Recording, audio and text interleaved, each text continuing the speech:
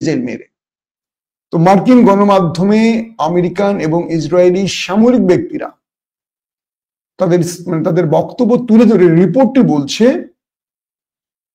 যে ইরান এভাবে আক্রমণ অব্যাহত রাখলে দখলদাররা ইরানের বিরুদ্ধে মাত্র 12 দিন লড়তে পারবে, এর বেশি পারবে না, যদি না আমেরিকা এই যুদ্ধে নেমে না আসে, পক্ষে না এসে দাঁড়ায়।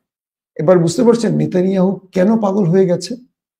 নেতানিয়াহু পাগল হয়ে যাওয়ার প্রধান কারণ হলো তিনি ইরানের কাছে পরাজিত হতে যাচ্ছেন। এই জন্যই আমেরিকা এখন এই যুদ্ধে নামতে চাচ্ছে।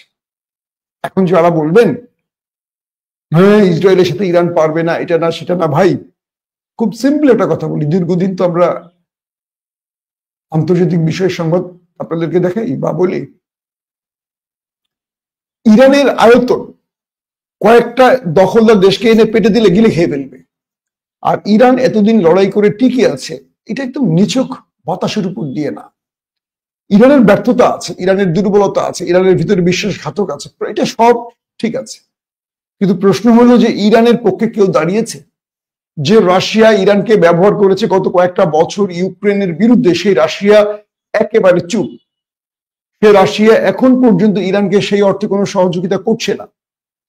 টুকটাক যা সহযোগিতা করছে চীন করছে এমনটি শোনা যাচ্ছে, কিন্তু রাশিয়ার আমরা এখন পর্যন্ত শুনিনি যে রাশিয়া ইরানকে কোনো বড় মাপের আকাশ প্রতিরক্ষা সিস্টেম। একটা জিনিস চিন্তা করেন, রাশিয়ার কাছে 5ম প্রজন্মের যুদ্ধ বিমান আছে, আকাশ প্রতিরক্ষা সিস্টেম আছে। রাশিয়া কি এগুলো একটাও ইরানকে দিয়েছে? তাহলে ইরান কেন এয়ারফোর্সে বা যুদ্ধ বিমানের ক্ষেত্রে এত দুর্বল? ইরান কেন আকাশ প্রতিরক্ষার সিস্টেমে ব্যর্থ হচ্ছে? যদি রাশিয়ার মতো দেশ ইরানকে সহযোগিতা করে তাহলে ইরানকে এই বেগ পেতে হয়?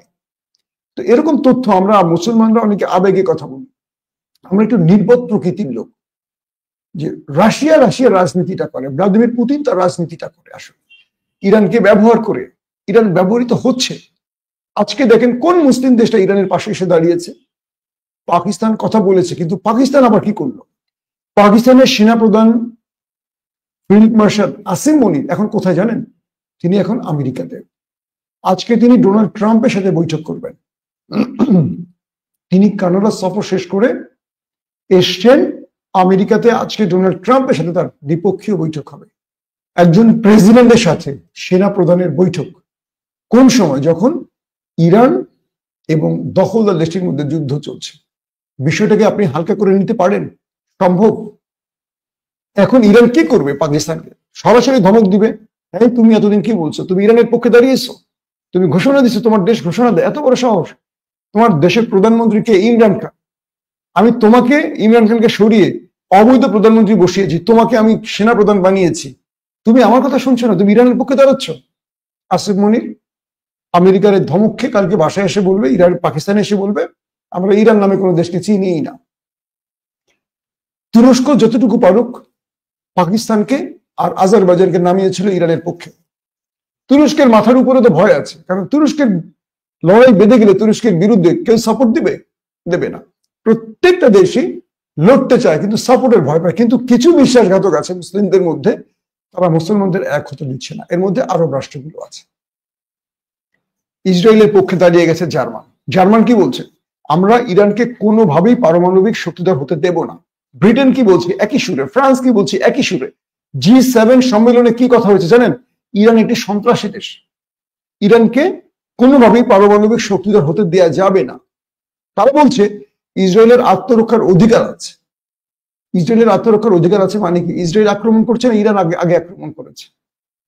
ইসরায়েল আক্রমণ করেছে, প্রতি উত্তর দিচ্ছে কে? ইরান।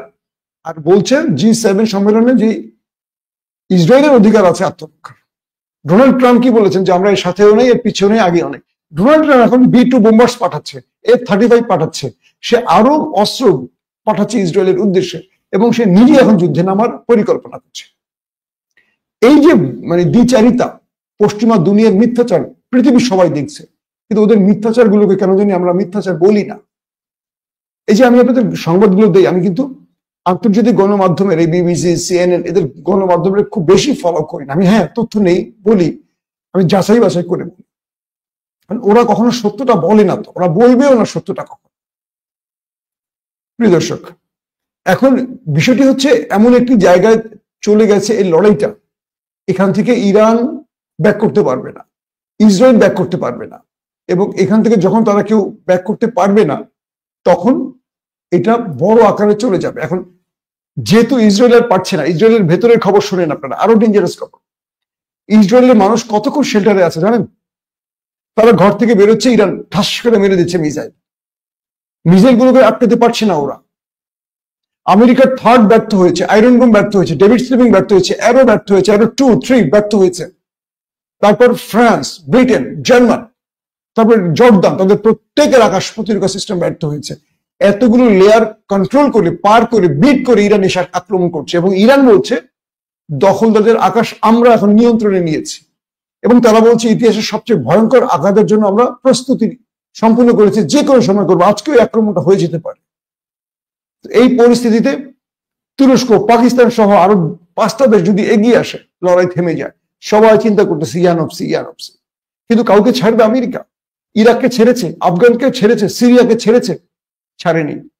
একে একে সবাইকে ধরবে, কোনো না কোনো ছুতোয় অজুহাত তৈরি করে ওরা ধরবে, ধরে এক একটা দেশকে শেষ করে দেবে।